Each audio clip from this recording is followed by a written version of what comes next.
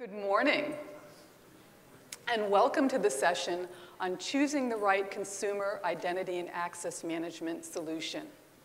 In today's digital world, more organizations are looking to develop deeper digital relationships with their customers, and many organizations that developed homegrown systems a few years ago are finding that it's harder and harder to keep up with the ever-increasing number of enhancement requests. Organizations are feeling the heat because expectations keep rising on what it means to provide a great consumer experience. And there are new technologies to adopt, things like machine learning that has multiple applications, and even blockchain. In this session, we're going to start on level setting on what we're calling consumer identity and access management. Then we're going to discuss some of the business drivers for investing in this area, some of the features that are most important now, and then conclude by talking about some of the vendors. Consumer identity and access management, sometimes referred to as CIAM, sometimes pronounced as CIAM, a couple of different pronunciations of that. But the important thing to know is that it's all about mediating digital relationships with your customers. And the features that you need to do that can be divided into three main categories. The first job is to connect with your user. They need to be able to self-service register. They need to be able to log in. They want to have a single sign-on experience. And the second big piece is collect. Providing a great user experience is all about the data. It's hard to delight somebody if you don't know who they are, or even if they're a person rather than a bot. So you need to be able to collect information about the user, collect information about their preferences, allow them to update their preferences as they change. And finally, you need to protect the information. You need to comply with the ever-increasing numbers of regulations in this area, such as the EU's General Data Protection Regulation that went into effect a few days ago, and you need to protect the user's data from theft so that you don't become the next big news story in a negative way. Pulling together the connect, collect, and protect are some characteristics that need to be common to everything you architect. You need to be architecting for scale and be able to be dynamically responsive. So if that crucial advisor tweets a positive thing about your product, you can elastically respond to it and scale rather than crashing and missing that opportunity. So your availability needs to be 7/24, and the response time needs to be consistently low. And it needs to be highly extensible, because if you're data dependent, you need to always be able to incorporate new data and share data with the company's other systems so that you can provide that great user experience. And then there's usability. With employee users, even business partners, they've got a big commitment. They won't walk away. But with your end consumers, if you make the registration process just a smidge too difficult or unpleasant, they're going to walk away. They won't convert from prospects to customers. They won't actually buy anything from your organization. Consumer identity and access management has some things in common with regular workforce identity and access management. Both need to have self-service password reset. Both want single sign-on. But consumer IAM is fundamentally different because everything about the relationship is fundamentally different. You don't know who a prospect is, so you need a self-service registration process. You may want to streamline that by doing social registration. You need to not ask all the things you want to know about the customer in one step, because that will create too much friction and will just drive them away. So we're seeing a lot of investment in progressive profiling so you can creatively and dynamically ask them for just the right additional piece of information at the right time. And we're also seeing a lot of innovation in the area of identity proofing. So what are some of the business initiatives that are driving change now? Well, Gartner did a survey and asked organizations, by 2018, which user constituencies do you think you'll need to support? And over 2/3 said B2C, which is great because people think of workforce as being dominant and B2C historically as being just a little side entry, but it's really growing in adoption. Some of the things and reasons why organizations are investing are to replace homegrown solutions because they can't keep up with the new technologies, the new versions and extensions of OAuth, et cetera, that they need to incorporate. Another huge driver is the need to unify the user experience.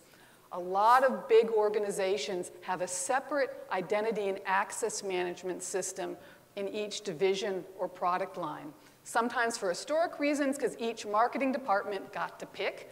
Sometimes because there was an acquisition, but that creates a complete mess of the user experience. You want to pull that together. In addition to re-implementations, we see new digital business initiatives that cause organizations to need to touch the consumer user for the first time.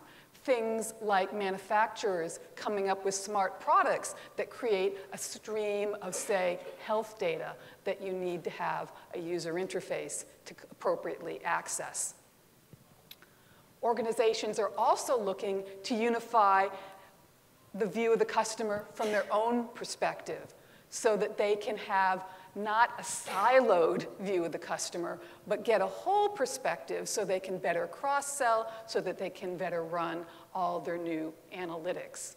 And the final driver I'm hearing is streamlining operations, which is always true in IT projects. Organizations are looking to move to the cloud, and they're looking for a more agile platform so that it's easy to change and adopt the decision. Because when it's all about the user experience, it's really all about agility and being able to quickly make change. Another huge driver is regulatory compliance, always a big thing in IT, but particularly in identity and access management as more countries become sensitive to personal data and personal time. The news has been talking mostly about the EU General Data Protection Regulation because it's one of the most recent things to come into effect. But around the world, you have other regulations you need to comply with, like the Canadian anti-spam legislation, or last year China put in some new data residency requirements for personal data. As part of this research, I interviewed a number of the vendors, and one of them in North America said that 60% of their North American business had compliance as a driver. And that's in an area where we think of a country that isn't as sensitive to the regulatory issues of personal data. So what are some of the major features that we can consider? Well, one of them is to provide an omnichannel user experience. Mobile optimized, because that's a default table stakes now, but also being able to seamlessly move between the different channels. So if a customer tweets that they had a really bad experience and then calls up the call center to get help, the call center should know about the problem already. Or if you walk up to the door of an ATM lobby with your bank's native mobile app, it should recognize you and let you in the door without requiring you to fumble with your ATM card.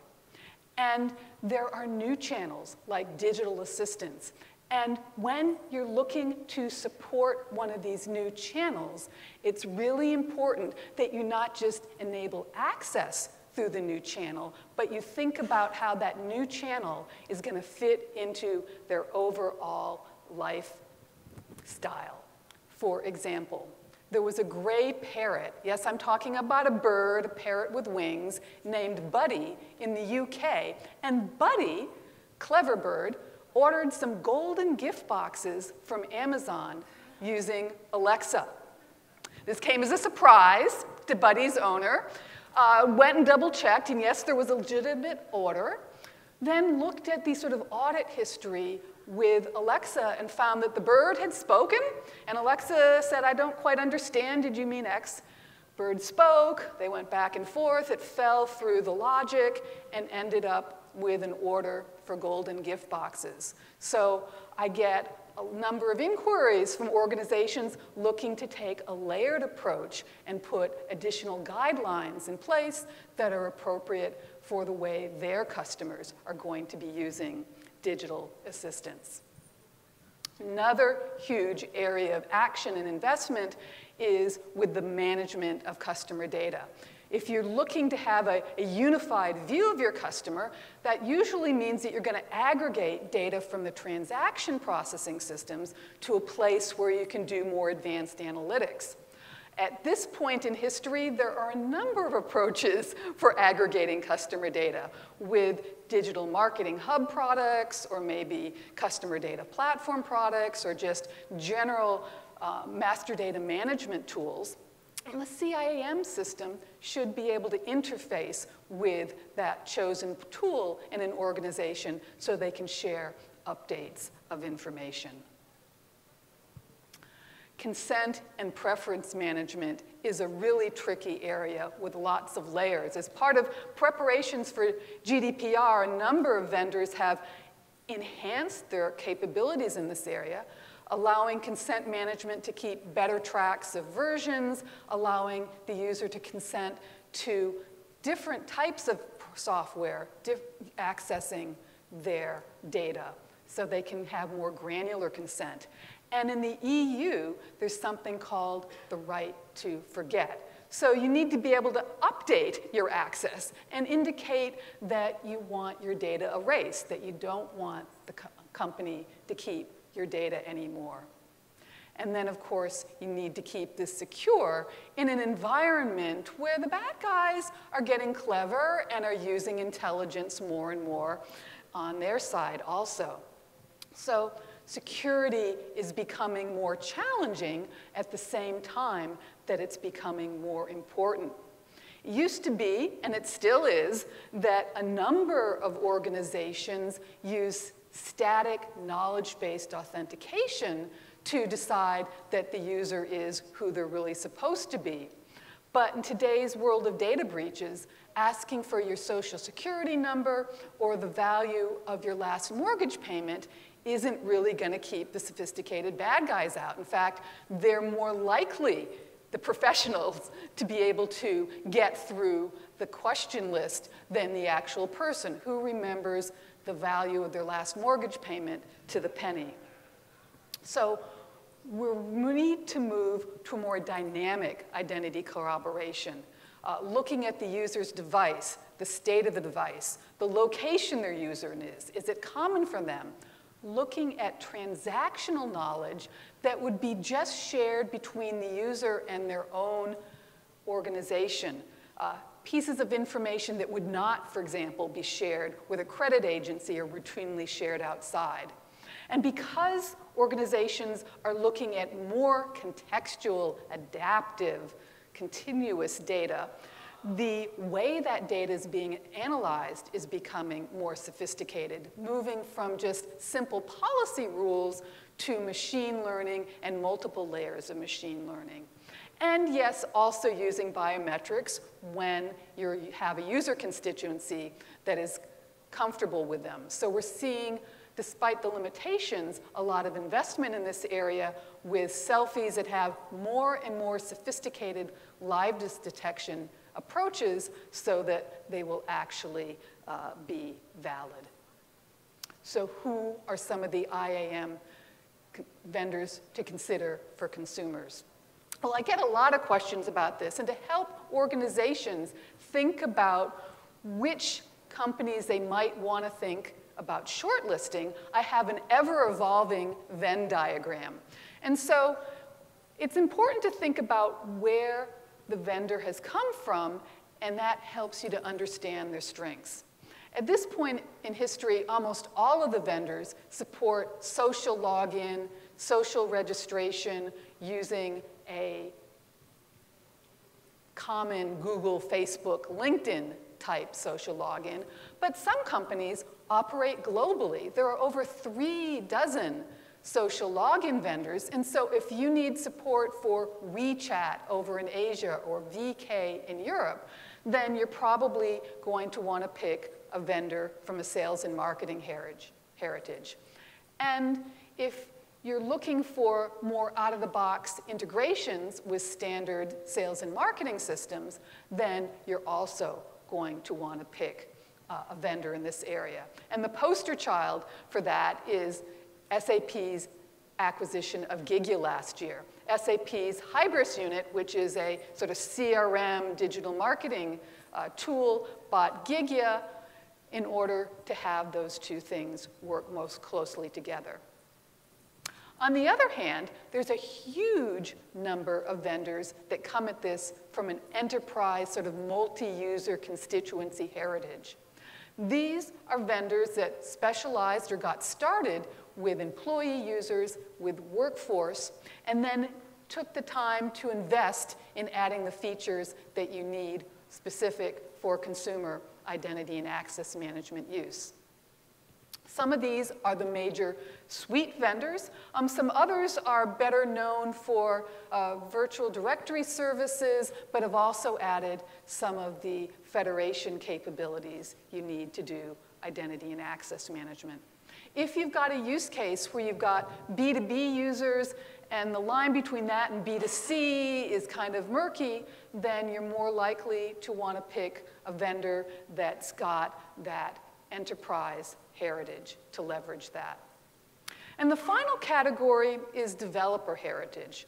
With consumer identity and access management, the user experience is so important that even if you choose a tool, you're likely to customize that last foot of the user experience. You'll leverage common implementations of identity standards and all the basics, but you're still going to customize it. So having a tool that is developer friendly, that has lots of robust APIs and a full collection of multiple implementation languages can also be important. Now, there used to be more vendors that were in the blue area, but Octobot Stormpath and Ping Identity but Unbound ID. And at this point in history, all the vendors have a reasonable capability in APIs. So that's becoming less important, but it's becoming less important because good support for developers is becoming more important. In other words, it's becoming less of a differentiator because it's becoming ubiquitous. And a final way to look at sort of your first pass on which vendor is right for you is to think about what deployment approach you want. So, for example, by far the most common deployment approach is identity and access management as a service. And that's because companies want to leverage that virtual scale, the elastic scale that you get with IDaaS. And they also want to be able to outsource the ability to have that uptime that's so important. But there are other organizations that think outsourcing that isn't enough. They want a dedicated single tenant that's wrapped with services to provide customization that they need. So there are also folks that go that way. And finally, software. Software is not dead, even though so many things are moving to the cloud. There are still a number of industries or organizations in banking, healthcare, some government use cases that are really looking for a software approach because they want to keep it on premises or close to the vest. And others are going to run the software in the cloud. And so companies like Ping and ForgeRock have done work to make it very easy to, say, implement the software and update it on AWS. So that's another differentiator that helps eliminate the forces that you want to look at. So now you have a better idea of some of the things that you should be thinking about when you're looking at a consumer identity and access management platform.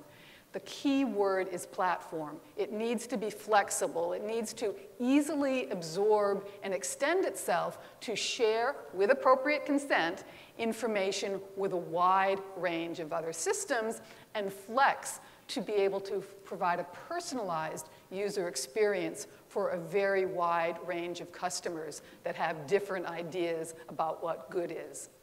And with that, I've got a few minutes left over and can take questions. Thank you.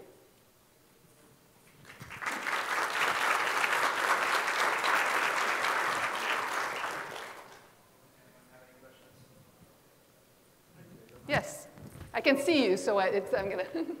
So, does your philosophy affirm that the customer or consumer identity data should be kept separate from your workforce? Almost all the people I talk to keep their consumer customer data separate from the workforce. Often it's a very different scale, and they're using something for workforce that wouldn't scale to tens of millions. Another reason is that it needs to be a directory that's more highly extensible, because again, the key pieces of information you want to keep in memory, that you want to keep close to the vest, are going to keep evolving. And then another big reason is security. Most organizations like the idea that the consumer users are a little bit further away from the access to the more sensitive things. But what I am seeing is a movement to using more of a common platform. You may choose the same vendor for both, but you may have separate instances. That's the way to go. Exactly, right. Yes. Yeah, and the SLAs are different too. Your workforce doesn't go home at the end of the day. These guys want things to work over the holidays. In fact, that might be their heaviest use. So it's very different operationally. So investment-wise? We may go ahead, and then we'll try to catch stuff from. Okay, you can go ahead and catch up. Anybody else?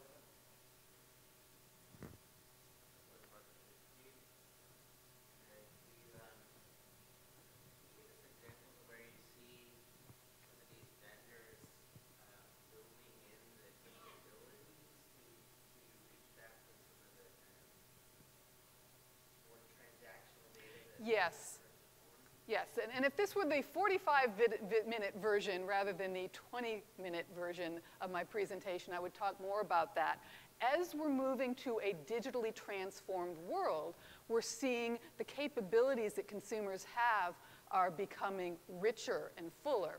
So, for example, it's now common for a consumer insurance customer to be able to initiate their own claims and follow up and see how their claim is coming. So they're effectively touching the most core back-end system the customer has, but they're doing it with a completely separate set of identity and access management controls. So yes, I'm seeing that on the access side and also on the provisioning side.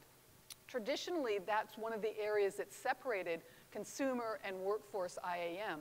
With consumer IAM, you just needed to access one or two sales and marketing systems. You didn't provision dozens of systems like you do when you hire a new employee. But again, with digital transformation, with the customers touching more of the internal transaction systems, you can end up having quite a long list of systems that need to be provisioned to. And so I do take a lot of calls from people who are sad that the just-in-time provisioning they got with their sort of consumer-only system isn't good enough. And so I think we need to start getting over that boundary that says regular provisioning is only for employee users and not for consumer users. Good question. Is that? Yes. Authentication being integrated into CIAM platforms, especially from the A lot of the early vendors in this area didn't do a lot of that because, again, they were doing systems that weren't high sensitivity, or in the e-commerce space, you're letting the credit card take all the weight. You've already got protections against fraud on the credit card, so you could be a little sloppier up front. Of course, banking regulations in the US have required a second factor of authentication for a long time, but that was sort of handled as a special case. We are starting to see more usage of that, but the usage isn't necessarily visible to the user's eye. So one of the cool things about more adaptive access techniques is that you can do a lot of checking on so-called second factors without asking the user to do anything. If you recognize the user and they're coming in on one of only 2 devices all the time within the same geographic area and always the same IP address on Saturday mornings, you start to be pretty confident that you've got the right person and you don't need to bother them with anything else. I do think that authentication is one of the reasons why companies need to move from a homegrown system for consumers to a more commercialized system, whether it's open source, but sort of a professionally supported system, because the sophistication in this area is just getting way too much for amateurs, and even for a lot of the professionals, because the adversaries we have are quite intelligent and hardworking too.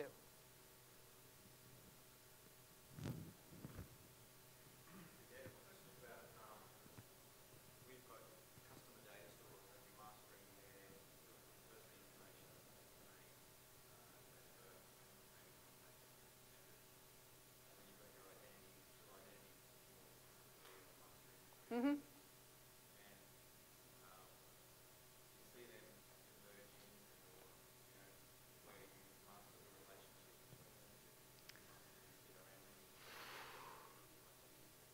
This is a thorny area, and so you've got the identity people who would say, well, you should have a CIAM system in any case, because you need it for the security, you need it for the connectivity. On the other hand, the CRM people, they're kind of used to driving their own ship. I think that you want to have the identity data and some of the basic preference and consent data in the consumer identity and access management system. You don't want to have 5 different portals for managing consent, one in your point of sale system, one in your web system, one for your call center. You know, that doesn't make sense.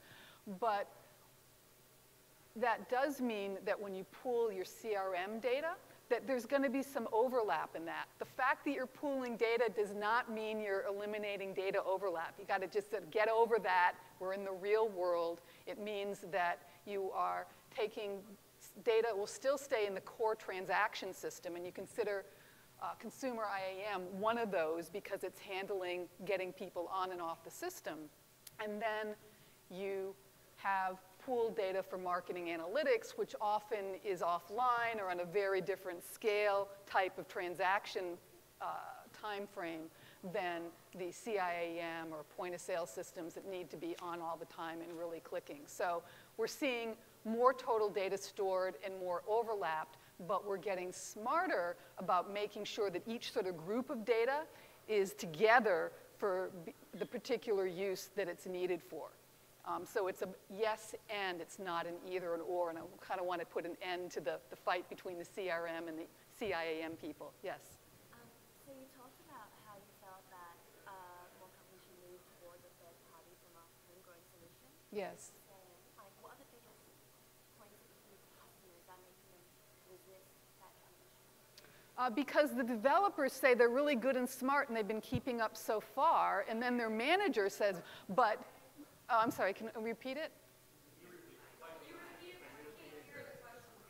Okay, so the question was about the reasons why people were moving from a homegrown system and some of the drivers for that and some of the issues around that. And I said that from an organizational perspective, one of the challenges is a lot of times the developers like doing it. It's a lot of fun. And so, but the managers see that with the rate of change, if they do it all themselves, they won't be able to keep up. So solution is using a very flexible platform so that you've got a better base a more robust base to start from. And yes, the developers will still have some chance to play because they're still going to be customizing that last foot of the user experience. So you don't need to go to war over that one either. And with that, I think I'm over time. Thank you very much. I appreciate it.